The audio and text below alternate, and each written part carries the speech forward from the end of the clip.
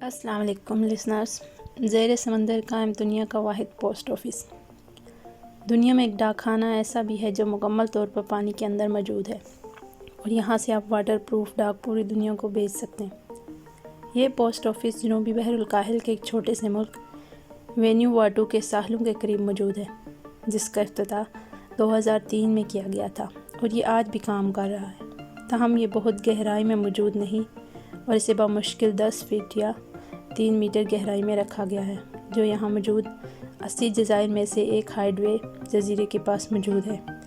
इतनी गहराई में स्नॉर्कल और स्कूबा डाइविंग करने वाले बहुत आसानी से पहुँच सकते हैं। ज़रिए आप अनोखे पोस्ट ऑफिस से आप वाटरप्रूफ पोस्ट कार्ड खरीद सकते हैं और इन पर टिकट लगाकर दुनिया भर में कहीं भी भेज सकते हैं। अगर अमले का कोई फ़र्द पोस्ट ऑफिस में मौजूद ना हो तो आप करीबी डाक खाने के डिब्बे यानी कि ड्रॉप बॉक्स में अपना पोस्ट कार्ड डाल सकते हैं।